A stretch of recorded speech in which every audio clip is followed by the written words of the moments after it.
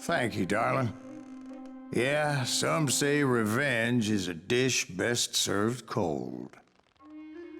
So whatever happened to that Bob guy you were after? Personally, I'd like to hear some of your other adventures. Like, I don't know, did you ever go toe-to-toe with a red man?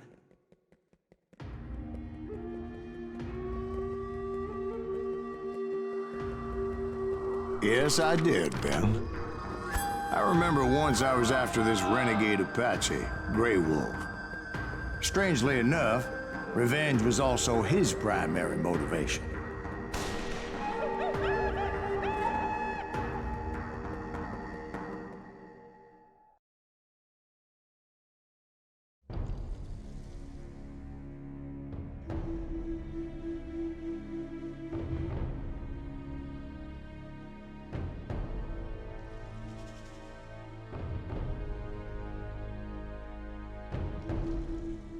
A bounty was put on Grey Wolf's head, and that's how I came to hunt him in the mountains. Mountains so high they tickled the nether regions of heaven.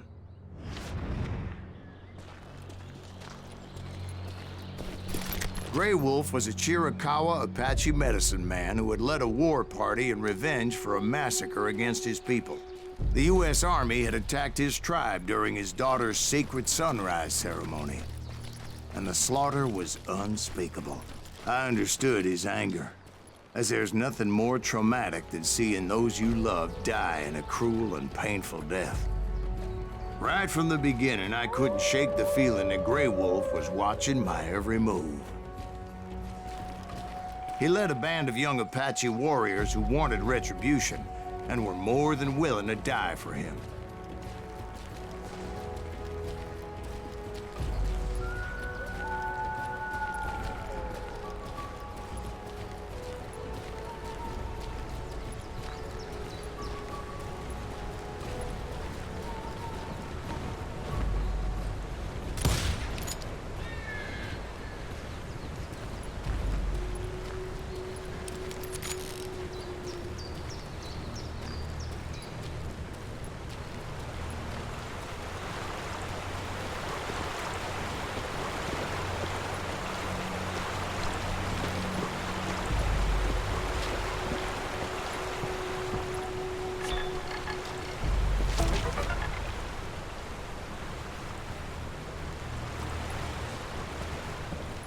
They saw me before I saw them.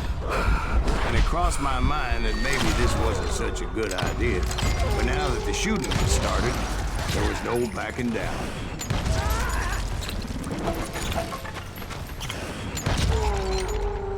It was rugged country, the winter home of the Chiricahuas, and that's why they had retreated there.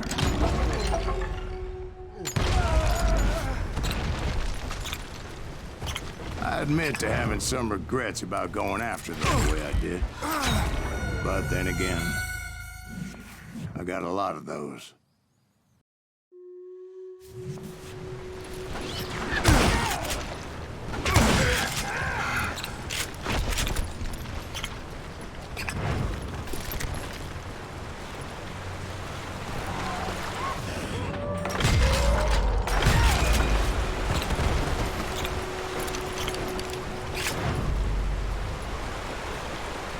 Did you find Grey Wolf?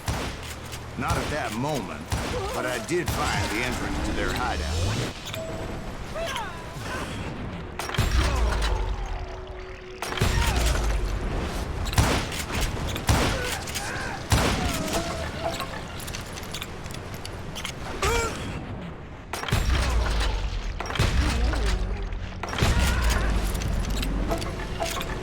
A deep crevice that led to a deeper cave.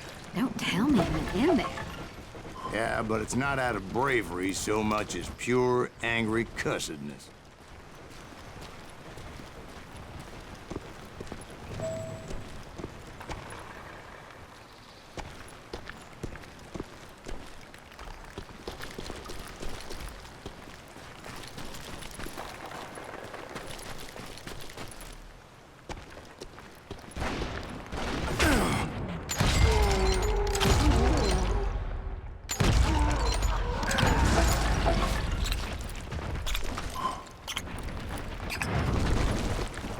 See, back then, I had a stubborn streak a mile wide, and I wasn't about to back down.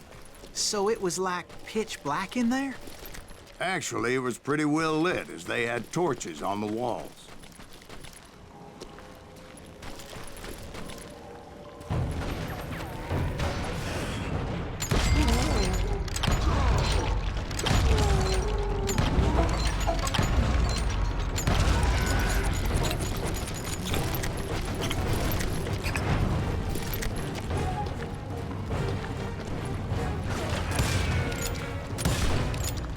How big was this cave? Big as hell, Ben. Chiricahua had hid out there during the Indian Wars.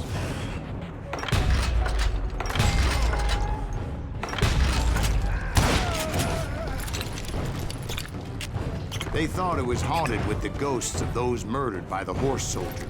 The cave was haunted with dead Indian ghosts?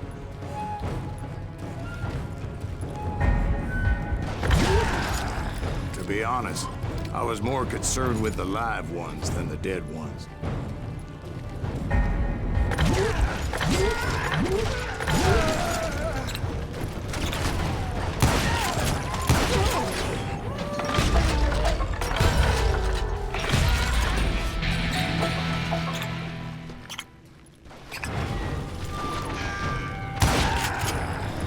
How come you know so much about engines? A few years back, I was married to two Mescalero women. At the same time? Yeah, they were sisters. Polygyny is traditional among the Mescalero. So what happened? Oh, I had to get out of there. Those girls never shut up. Both of them nagging at me all the time. Drove me half crazy. Haven't seen them since. No, I mean, what happened with Grey Wolf? Oh, well, I pursued him into the Cave of Death.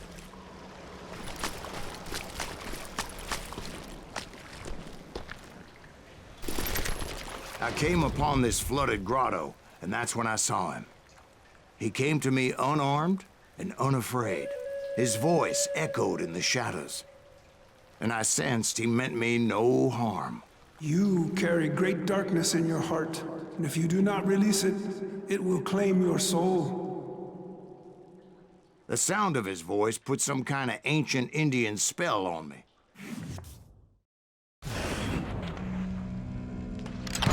As his story unfolded in my mind, You will come to this place again and kill many more men, and the darkness will grow until it consumes everything that you are.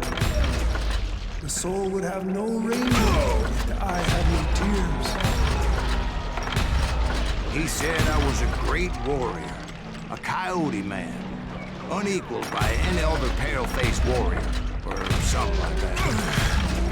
The snakes will bite shadows of your past until a venom poisons your heart, and an echo of the song of the dead summons the spirits deep from within the mountains. I didn't quite get what he was saying, but there was definitely snakes. And indeed, his warriors surrounded me and attacked me like hungry wolverines. They couldn't stop me, though, and Grey Wolf wasn't in the mood for idle talk.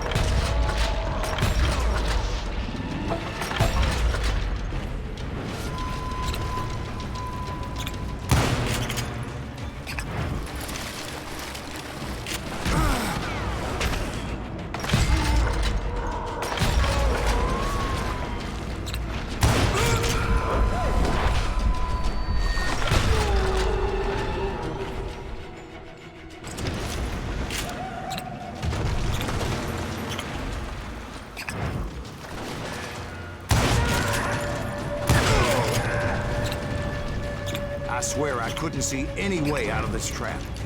But suddenly, one just appeared. Kind of like a miracle.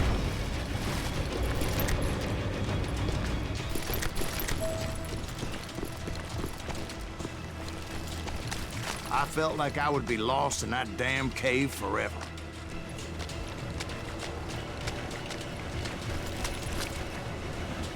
Finally, I found myself back outside, perched on the edge of a precipice, overlooking a thundering whitewater river.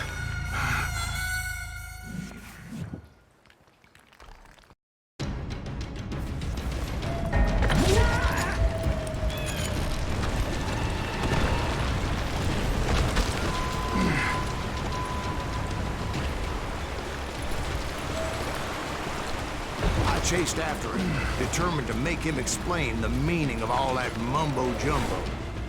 Mumbo-jumbo is right. Are you making this all up as you go? A few details may be fuzzy, brother, but I am relating exactly what happened. There were dozens of Apache warriors aiming at me from on high. Dozens? Well, maybe not dozens, but there was a lot of them. At least 3 or 4. Well, more than that, little lady.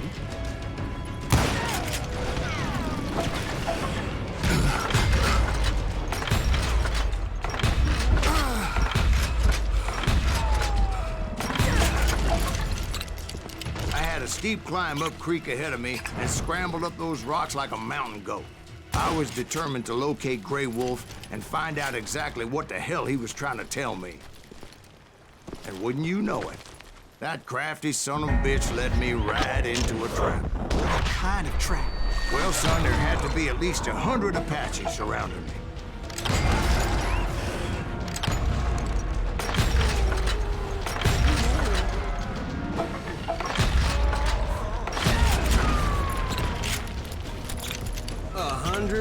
God be my witness. Oh, come on. Who are you kidding? Hey, I believe you. Come on, tell us how it ended.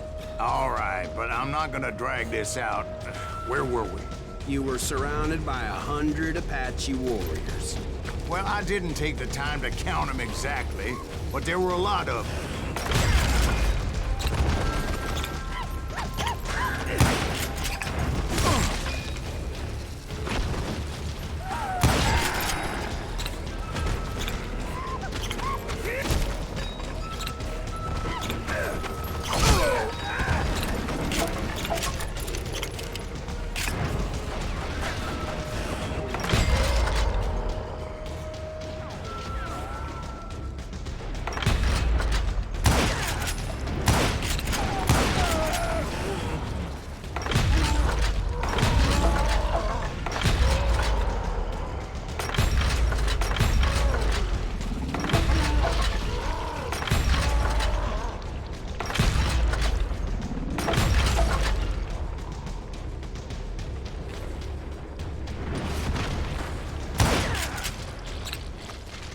And in the end, a path appeared before me that I had not seen before.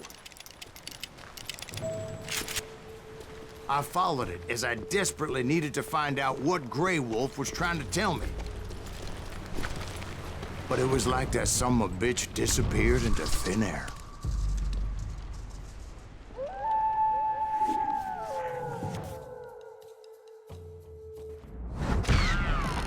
Never did find him. And never did collect my goddamn bounty.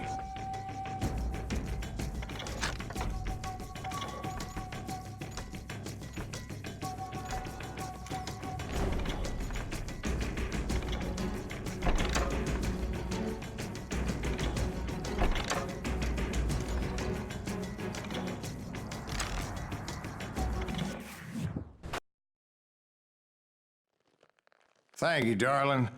It's interesting how the truth can sometimes seem might malleable, depending upon your point of view. Like how those dime novels make you out to be something you're not? Jack, don't be starting trouble. No, he's right. They do tend to exaggerate. Did they exaggerate your part in taking down the Daltons? Well, I was there in the flesh, boy, so I saw what happened firsthand.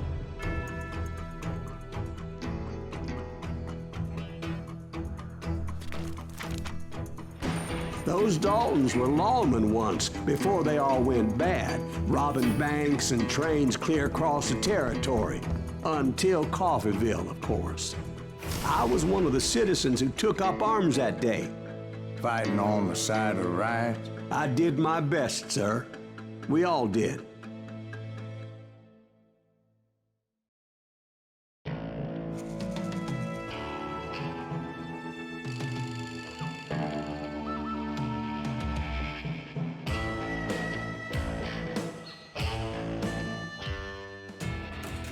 It was early morning.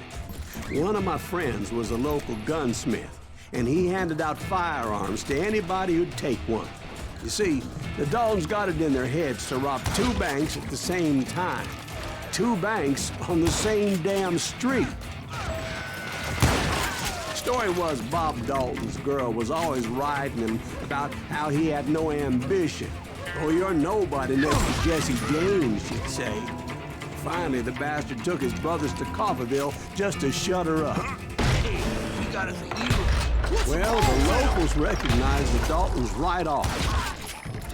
Before they could get away, half the town took up arms to defend their property.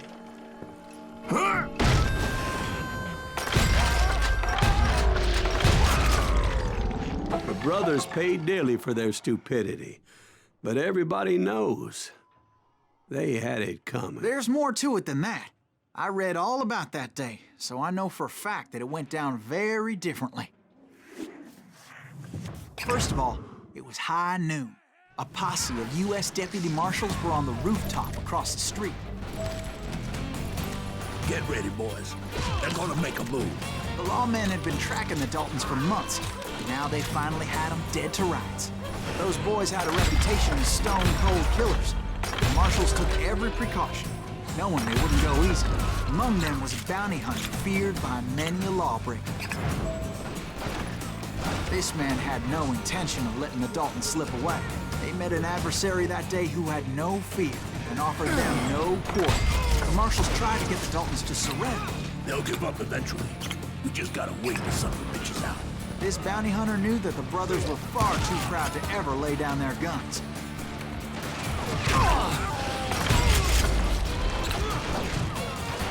So he went in there alone to confront those criminals. One of the marshals shouted, "Where are you going? Are you crazy?" Hey, where do you think you're going, dumbass? That rifle's mine.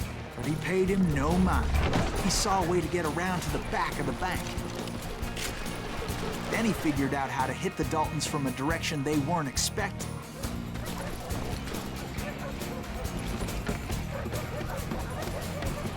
From above.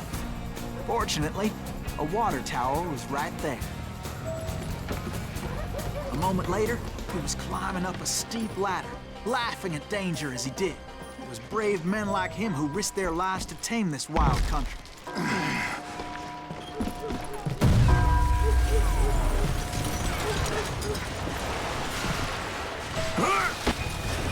We've got company. Heroic men like him, who did that what other men Silas couldn't Green? or Son wouldn't of to a make this bitch! country free. Jim Boone, Davy Crockett, who died defending the Alamo.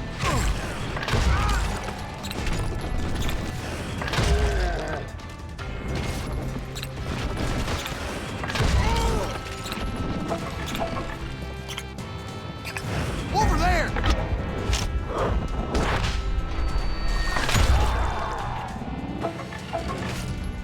That's Silas Greaves. What the hell? Blam! He came away victorious, taking down those thieving Daltons. His name was Silas Greaves, and when the dust finally settled, he was the last man standing. Sorry, kid, but that just wasn't the way it happened.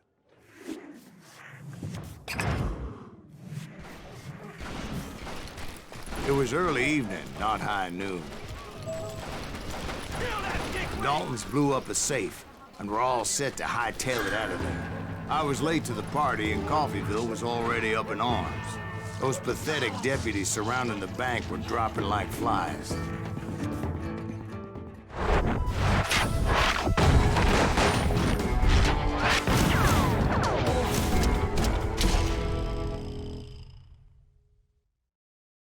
I had been tracking those jokers for months, waiting for them to do something reckless. And finally, they did. Those stupid bastards decided to rob two banks at the same time in the same town where everybody knew them. But they still had friends in Coffeyville.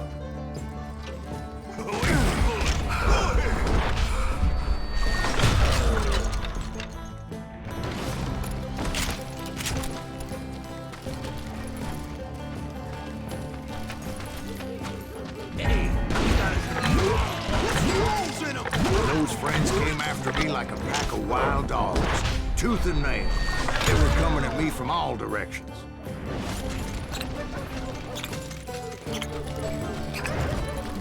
I caught sight of the Daltons running with the money and didn't want to lose them. Problem was, they knew the town better than I did. And to top it off, I found myself in the middle of another shootout entirely. Did the Daltons hole up in somebody's house? No, it was the Smiths, I believe. They were cousins of the Daltons. And they were shooting at the Browns, who were shooting at the Daltons. Which wasn't any surprise, because those two families have been feuding forever. And since the Joneses are related to the Browns, they shot at the Smiths, pissing off the Heimhoffers, whose daughter recently married a Smith. Well, bullets were flying every which way as all the old feuds in Kansas caught fire all at once. There was a hell of a lot of pissed off people in Coffeyville that day. But that's just the way life is sometimes. Shit happens. The Dalton boys knew I would never give up. Those Daltons weren't the sharpest knives in the drawer, but they always stood together. They set a trap to slow me down and allow at least two of them to escape. The third brother stayed behind to plant me, just in case that trap of theirs didn't work.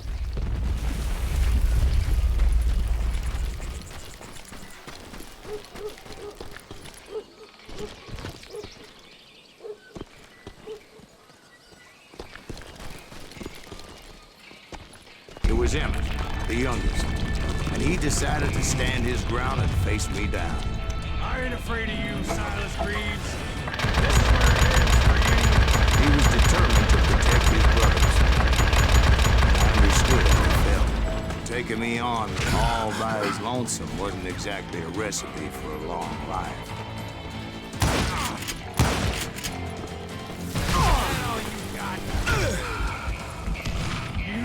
With the wrong damn Dalton. God damn, that was loud.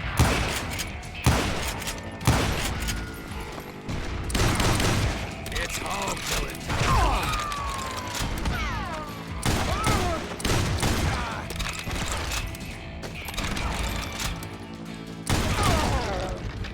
But Emmett Dalton survived the robbery in Coffeyville. He's the only Dalton who did. They say he was shot 23 times. Well, Dwight, who do you think put all those damn holes in him?